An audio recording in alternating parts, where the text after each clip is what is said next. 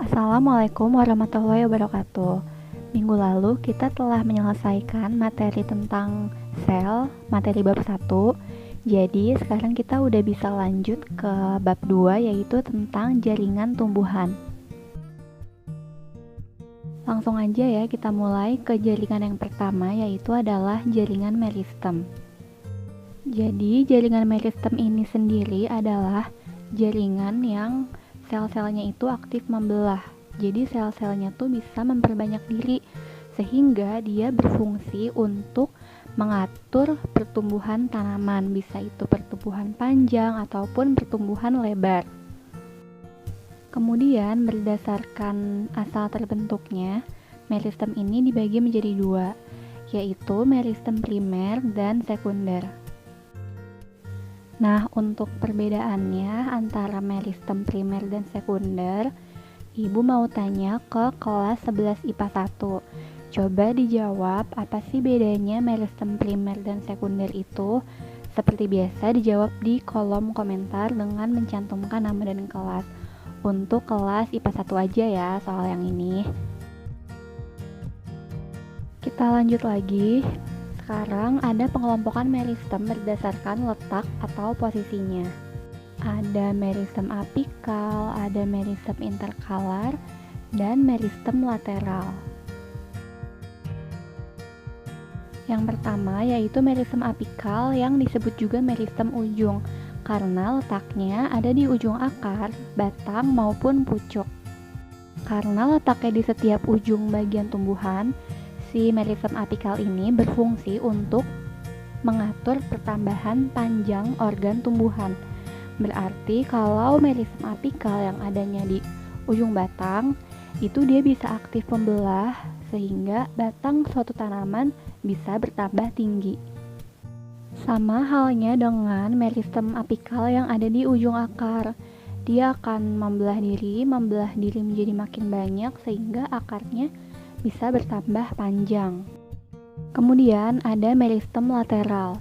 Meristem ini hanya dimiliki oleh tumbuhan dikotil, karena meristem lateral ini terletak di kambium dan kambium gabus, di mana kita tahu kalau tumbuhan yang punya kambium atau zat kayu itu cuman tumbuhan dikotil. Fungsinya adalah untuk pertumbuhan sekunder atau pertumbuhan melebar.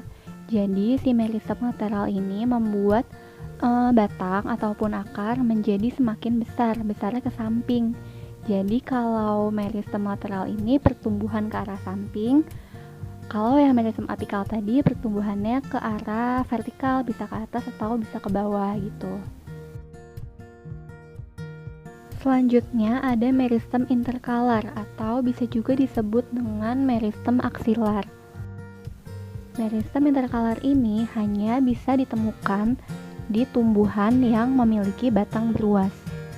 Ruas-ruas batang di sini maksudnya seperti sekat, kayak di gambar itu ada gambar pohon bambu ya, dimana si meristem interkalar itu membuat batang pohon bambu menjadi semakin panjang di bagian ruasnya. Jadi untuk meristem interkalar ini hanya ditemukan pada tumbuhan monokotil. Jaringan yang kedua yaitu adalah jaringan epidermis. Jaringan ini adalah jaringan terluar dari suatu tumbuhan. Ciri jaringan epidermis yang pertama yaitu tersusun dari sel-sel hidup. Yang kedua terdiri atas satu lapis sel tunggal yang rapat. Bisa dilihat di gambar, bagian paling atas itu adalah jaringan epidermis, cuman tersusun atas satu lapis tapi rapat. Yang ketiga, tidak memiliki klorofil. Yang keempat, dinding sel jaringan epidermis bagian luarnya itu mengalami penebalan, sedangkan bagian dalamnya tetap tipis. Yang kelima, epidermis dapat berdiferensiasi atau bisa berubah menjadi berbagai bentuk. Ini bisa juga disebut dengan modifikasi epidermis atau derivat epidermis. Salah satu contohnya bisa kita lihat di gambar. Di bagian paling bawah, epidermis bawah, itu sel-selnya dapat berubah atau bermodifikasi menjadi lubang yang disebut dengan stomata. Stomata ini berfungsi sebagai tempat keluar masuknya gas.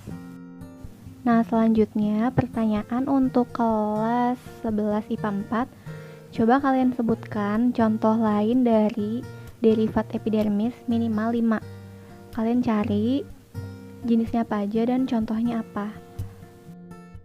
Kita lanjut lagi, yang ketiga ada yang disebut dengan jaringan parenkim.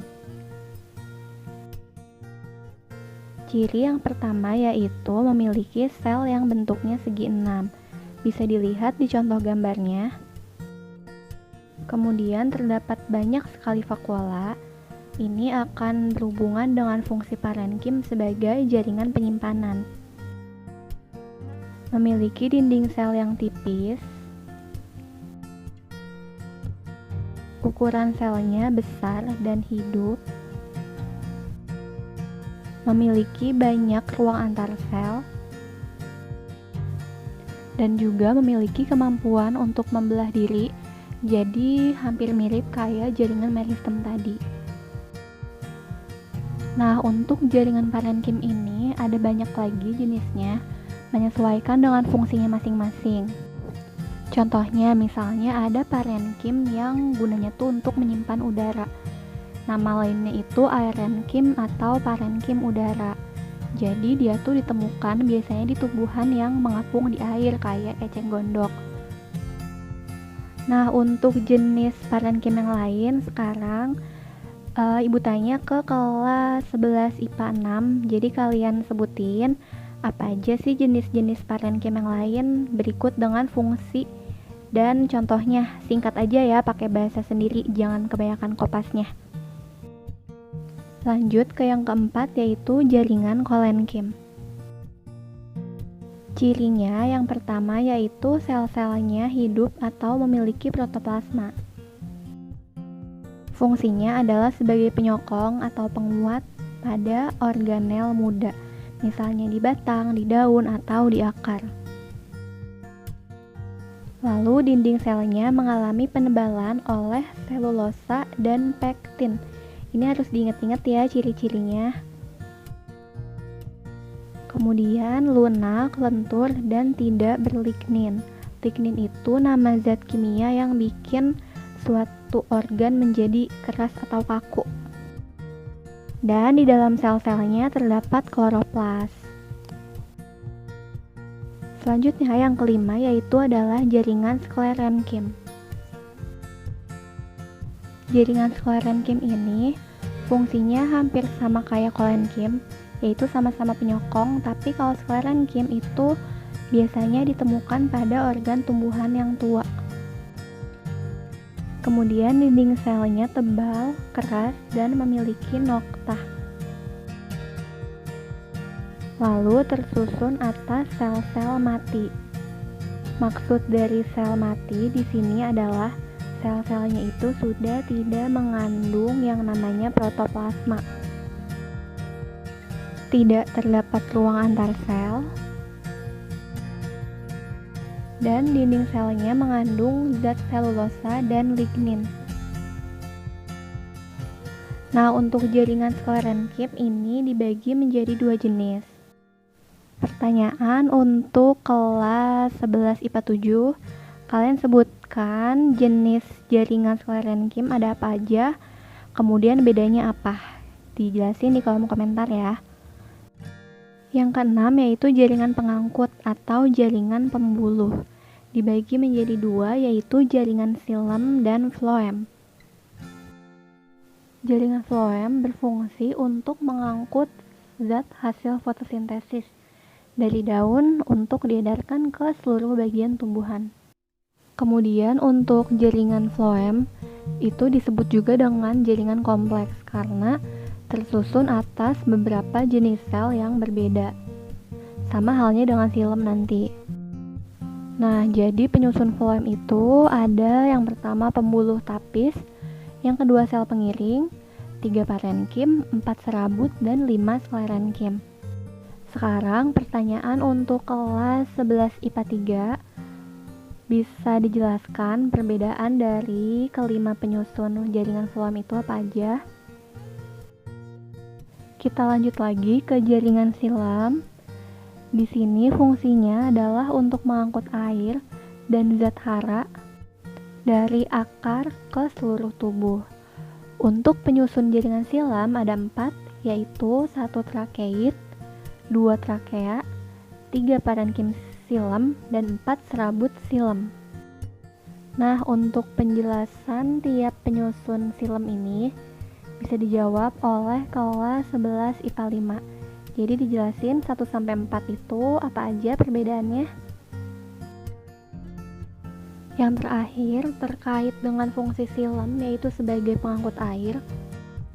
Jadi proses pengangkutan air itu dibagi menjadi 2. Yang pertama ada pengangkutan intravaskuler atau pengangkutan di dalam pembuluh silam itu sendiri. Jadi prosesnya itu mengangkut air dari silam akar ke silam batang lalu ke silam daun.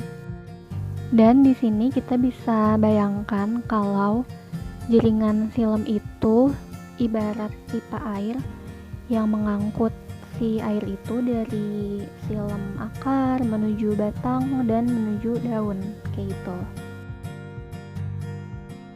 Nah, tapi bagaimana sih pengangkutan air dari luar akar alias dari tanah bisa masuk ke bagian dalam silam? Kalau kita lihat di gambar, silam itu adanya di bagian dalam banget. Nah, jadi pengangkutan sebelum airnya sampai di silam akar itu disebut dengan pengangkutan air secara ekstravaskuler atau pengangkutan air di luar jaringan pembuluh. Selanjutnya, kalau kita teliti lagi, untuk pengangkutan ekstravaskuler itu ada 2 jalur. Di gambar ada jalur yang warnanya merah disebut jalur apoplas dan ada yang warnanya biru disebut dengan simplas. Perbedaan untuk simplas dan apoplas akan dijawab oleh kelas yang belum ditunjuk, berarti kelas 11 IPA 2. Silakan dijawab ya, perbedaan simplas dan apoplas itu apa? Nah, jadi itu adalah pertanyaan terakhir untuk materi kita hari ini. Jangan lupa materinya dicatat biar lebih ingat, biar lebih paham. Dan kalau masih ada yang kurang jelas, bisa langsung ditanyakan atau didiskusikan di grup WA. Terima kasih. Wassalamualaikum warahmatullahi wabarakatuh.